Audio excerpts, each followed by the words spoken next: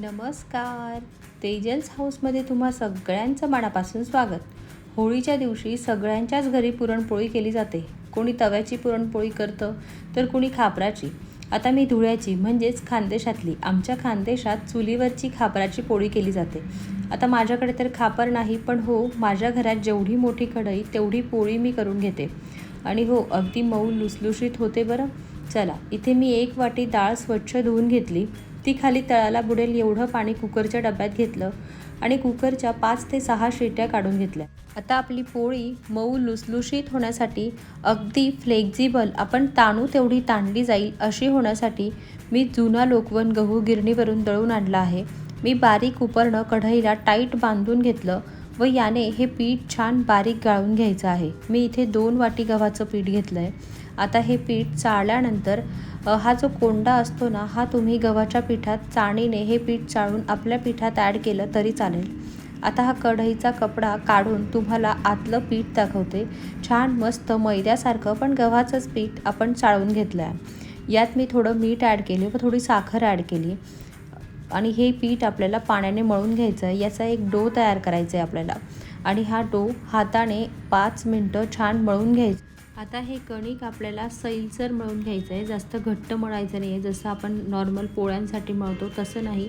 तर पाणी जास्त ॲड करून अगदी पातळ डो याचा तयार करायचा आहे. नंतर तो हाताने फ्लेक्झिबल करून घ्यायचा. जेवढा ताणता येईल तेवढा ताणून घ्यायचा आणि यावर ओला कपडा झाकून ठेवायचा. ओला कपडा झाकल्यामुळे ते कणिक कडक होत नाही आणि हे अजून फ्लेक्झिबल व्हायला मदत होते. तुम्ही बघत असाल, जेवढं आपल्याला ताणून त्याला मोठं करता येईल तेवढं मोठं करायचं. नंतर मी झाकून ठेवलं.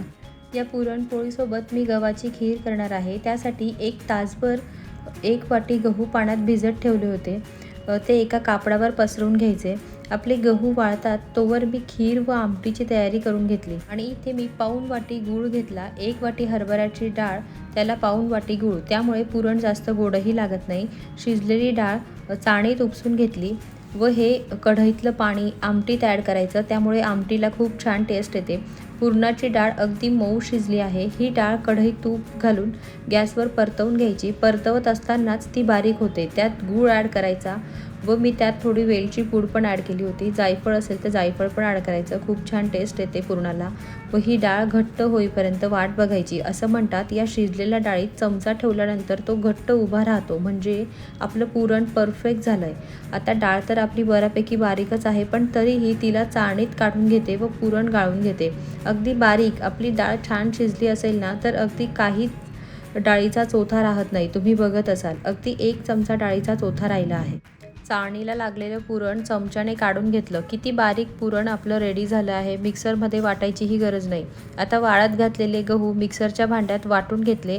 हे आपल्याला बारीक वाटून घ्यायचे. मी इथे गहू चाळायची चाळणी असते ना, त्यात हे गहू ॲड केले व ते गाळल्यानंतर गाणीत उरलेले गव्हाचे दाणे हे आपल्याला आपल्या गव्हात टाकायचं. त्याचं पीठ होऊन जाईल आणि हा जो ताटातला रवा आहे याची आपल्याला खीर करायची आहे. कढईत 1 मोठा चमचा तूप घातलं. त्यात हा गव्हाचा रवा खमंग भाजून घ्यायचा. रव्याला छान लालसर रंग आला की यात किसलेले खोबरे, बारीक केलेले काजू, बदाम, वेलची पूड ॲड केली. हे सगळे जिन्नस तुपावर छान परतवून घेतले. शेजारीच मी दूध तापत ठेवलं होतं आणि हो, या दुधाची साय काढायची नाही. मी 1 लिटर दूध घेतलं. यात हा भाजलेला गव्हाचा रवा ॲड करायचा आणि या दुधात छान शिजवून घ्यायचं. रवा छान शिजण्यासाठी मी त्यावर छिद्र असलेली प्लेट ठेवून घेतली, त्यामुळे खीर ओतू जाणार नाही. मधून मधून ती आपल्याला चाळत राहायची. ती खालून लागली पण नाही पाहिजे. रवा शिजला की नाही हे हाताने चेक करून बघायचं. तो शिजण्यासाठी 10 मिनटं लागतात. आता ही खीर रेडी झाली आहे. आपण पुरणपोळीसाठी जे कणिक मळून ठेवलं होतं ना, ते एकदा परत तेल टाकून आपल्याला मळून घ्यायचं आहे.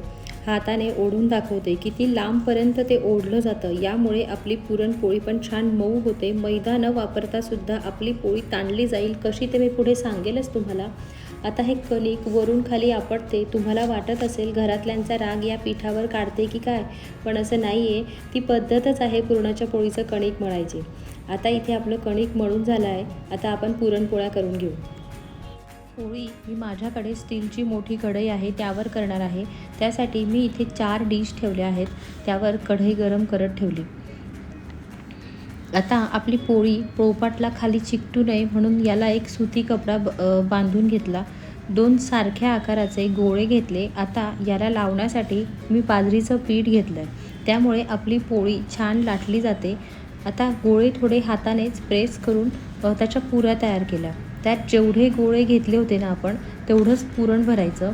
पुरण कमी आणि पीठ जास्त असं जर असेल ना, तर ती पोळी गोड लागत नाही. म्हणून जेवढा आपण कणकेचा गोळा घेतो ना, तेवढंच आपल्याला पुरण पण घ्यायचं आहे.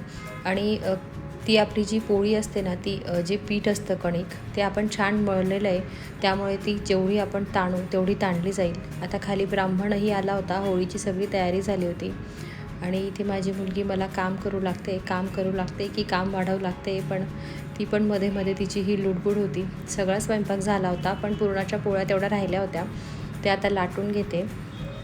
ही पुरणाची पोळी बाहेरच्या बाजूने लाटायची, मग आतल्या बाजूने लाटून सगळीकडे एकसारखी लाटून घ्यायची. तुम्ही बघत असाल पोळीच्या सगळीकडून पुरण एकसारखं पसरलं आहे. गोळे मी अगदी लहान घेतले होते, तरी देखील आपली पोळी जी आहे ना, पूर्ण पोळपाट भरून होईल. नंतर ती हाताने ताणल्यानंतर अजून थोडी मोठी होईल. आता माझी कढई एवढी पण मोठी नाही, पण छोटं खापर एवढी माझी कढई आहे. म्हणजे छोट्या खापरावर आपण जेवढी पोळी करतो तेवढी पोळी आपली आज होणार आहे. ही पोळी लाटून झाल्यानंतर ती आपल्याला सरळ हातावर घ्यायची. सरळ हातावर गोलाकार फिरवायची. मग उलट्या हातावर घ्यायची. उलट्या हातावर पण गोलाकार फिरवून त्याच्या कडा आपल्याला जेवढ्या मोठ्या करता येतील तेवढ्या मोठ्या करायच्या. तुम्ही बघत असाल पुरणाची पोळी सगळीकडून गच्च असं पुरण भरलं आहे, तरी देखील आपली पोळी एक अगदी आपण ताणू तेवढी ताणली जाते. आता मी इथे लगेच तिला कढईवर भाजून घेतली. तुम्ही बघत असाल छान खरपूस भाजली गेली आहे. यावर तूप घालायचं. तुम्ही ती पोळी खाली काढल्यानंतर तूप घातलं तरी चालेल. मी इथे कढईवरच घालून घेतलं होतं. तुम्ही बघत असाल अशाच प्रकारे मी पुढच्या पोळ्या पण लाटून घेतल्या. नंतर होळीच्या नैवेद्याची छोटी पोळी पण यावरच भाजली. देवाला नैवेद्य दिला, होळीला नैवेद्य दिला.